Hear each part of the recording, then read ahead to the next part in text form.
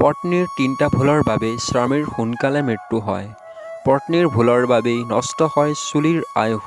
পৃথিৱীৰ কোনো মহিলাই যেন এই তিনিটা ভুল মৰি গ'লেও নকৰে, নহ'লে স্বামীৰ মৃত্যু ওচৰ চাপি আহে বুলি বিভিন্ন ধৰ্মশাস্ত্ৰত উল্লেখ আছে। কি এই তিনিটা ভুল জানো আহক। নমস্কাৰ, মই পৱন, আপুনি চাই আছে পৱন মটিভেশ্যনেল। পতি পত্নীক এজন আনজনৰ অৰ্ধাংগ বুলি কোৱা হয়। শাস্ত্ৰই কৈছে, এজন ব্যক্তি যেতিয়ালৈকে আধৰুৱা তেতিয়ালৈকে তেওঁৰ বিবাহ নহয়। অৰ্ধাংগিনী বুলি আমি যাক কওঁ, মানে পত্নীয়ে স্বামীৰ আয়ুস বৃদ্ধিৰ বাবে বিভিন্ন সময়ত বিভিন্ন ধৰণেৰে প্ৰয়াস চলাই আহিছে। যেনে ধৰক ধাৰ্মিক যাত্ৰা, পূজা পাঠ, বিজয়া দশমীত সেন্দুৰ সনা, বিভিন্ন মঠ মন্দিৰত শৰাই আগবঢ়োৱা আদি অন্যতম। কিন্তু তাৰ পিছতো স্বামীৰ মৃত্যু হয়। গৰুৰ পুৰাণ মতে যদি পত্নীয়ে তিনিটা ভুল কৰে তেন্তে সেইগৰাকী মহিলাৰ স্বামীৰ মৃত্যু বহুত বেছি সোনকালে হয়, অৰ্থাৎ পত্নীতকৈ বহু আগতেই যুৱ অৱস্থাতেই অকাল মৃত্যু হয়। স্বামীৰ ফলত আধা বয়সতেই বিধৱা জীৱন কটাবলগীয়া হয় মহিলাগৰাকীয়ে। গতিকে আপুনিও যদি জীৱনত এই তিনিটা ভুল কৰিছে তেন্তে এই ভিডিঅ'টো শেষলৈকে চাব আৰু তেতিয়া তিনিওটা ভুল কৰাৰ পৰা আপুনি বাচি থাকিব পাৰিব। গৰুৰ পুৰাণত পত্নীৰ পূৰ্বে পতিৰ মৃত্যুৰ তিনিটা কাৰণ উল্লেখ আছে। সেইকেইটাৰ ভিতৰত প্ৰথমটো হৈছে, যদি এগৰাকী মহিলাই স্বামীৰ দীৰ্ঘায়ুৰ বাবে ব্ৰত কৰিছে। যেনে ধৰক এতিয়া ভাদ মাহত ব্ৰত হ'ব পাৰে।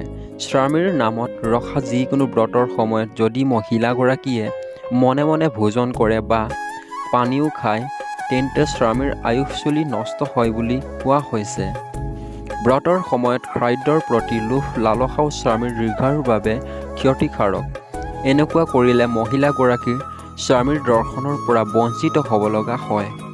শাস্ত্ৰই কৈছে, ব্ৰতৰ সময়ত যদি নাৰীগৰাকীয়ে কোনেও গম নোপোৱাকৈ মনে মনে ব্ৰত ভংগ কৰে তেতিয়াও স্বামীৰ আয়ুস চুলি নষ্ট হয়। এইবোৰক শাস্ত্ৰই স্বামীৰ অকাল মৃত্যুৰ কাৰণ বুলি কোৱা হৈছে।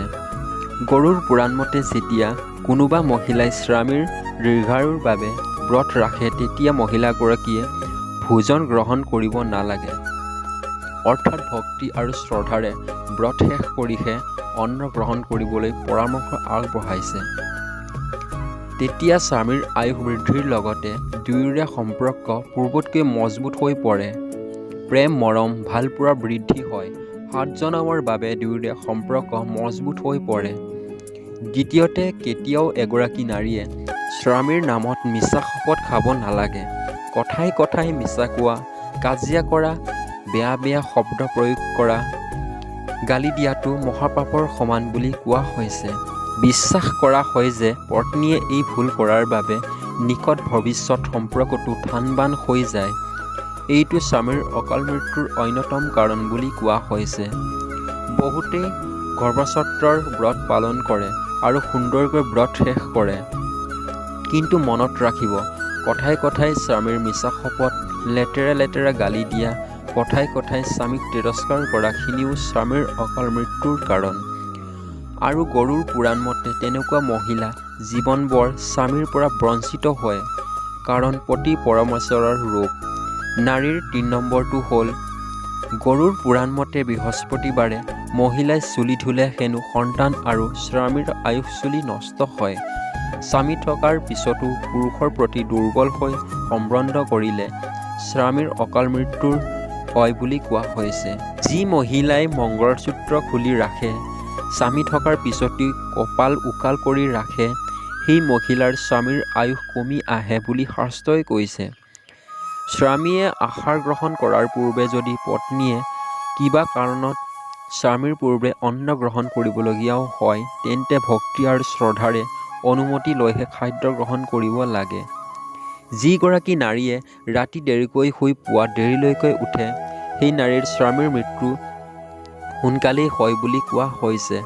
সপ্তাহত স্বামীৰ মংগলৰ বাবে এটা হ'লেও ব্ৰত ৰাখিবলৈ নাৰীক পৰামৰ্শ দিছে শাস্ত্ৰই। স্বামীৰ আয়ুস চুলি নষ্ট হোৱাৰ আন এটা কাৰণ হৈছে যে সেন্দুৰ লগাওঁতে কৰা ভুল। যি মহিলাই শিৰত সেন্দুৰ নলয় বা সৰুকৈ লুকুৱাই লয় বা সেন্দুৰৰ লিকুইড ৰং লয় সেয়া স্বামীৰ বাবে ক্ষতিকাৰক।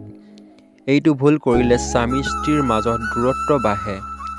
আপুনিও শুনিছে চাগৈ, শিৰত যি মহিলাই দীঘলকৈ সেন্দুৰ লয় সেই মহিলা স্বামীৰ দীৰ্ঘায়ু হয়। তেনেকৈ সেন্দুৰ লোৱা মহিলাই মা পাৰ্বতীৰ আশীৰ্বাদ পায়। যদি আপোনাৰ স্বামীয়ে আপোনাক প্ৰেম কৰে বা নকৰে চাব খুজিছে, তেনেকুৱাত স্বামীৰ হাতেৰে আপুনি সেন্দুৰ লৈ চাব পাৰে। বিশ্বাস কৰা হয়, যদি স্বামীয়ে সেন্দুৰ দিওঁতে আপোনাৰ নাকত সেন্দুৰ পৰে, তেতিয়া জানিব স্বামীয়ে আপোনাক বহুত বেছি প্ৰেম কৰে। যিজন পুৰুষে সেন্দুৰ লোৱা নাৰী সপোনত দেখে, সেইখিনিও বহুত বেছি শুভ বুলি কোৱা হয়। তেনেকুৱা সপোন দেখা মানে ধনৱান হয় বুলি কোৱা হয়। সেন্দুৰ লোৱা স্ত্ৰী যদি সপোনত দেখে, তেন্তে এয়া শুভ দিনৰ সংকেত বুলি বিশ্বাস কৰা হয়। হিন্দু ধৰ্মত নৱৰাত্ৰি, দীপাৱলী আদি উৎসৱত মহিলাই যদি স্বামীৰ হাতেৰে কপাল ভৰাই সেন্দুৰ ল'ব পাৰে, তেন্তে সংসাৰখনৰ বাবে এয়া বহুত শুভ বুলি ধৰা হয়।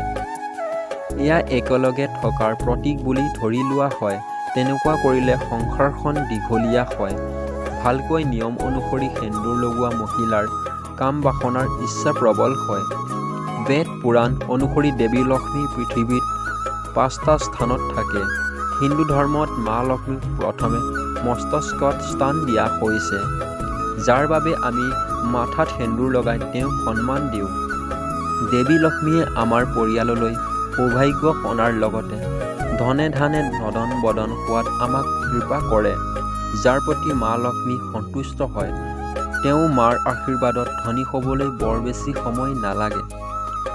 ভিডিঅ'টো যদি ভাল লাগে তেন্তে অনুগ্ৰহ কৰি লাইক কৰিব, কমেণ্ট কৰিব, শ্বেয়াৰ কৰিব আৰু চেনেলটো ছাবস্ক্ৰাইব কৰিব আৰু লগতে আপোনাৰ বন্ধু বান্ধৱী সকলোলৈ শ্বেয়াৰ কৰি চেনেলটো আগুৱাই নিয়াত সহায় কৰিব বুলি আশা ৰাখিলোঁ। ধন্যবাদ।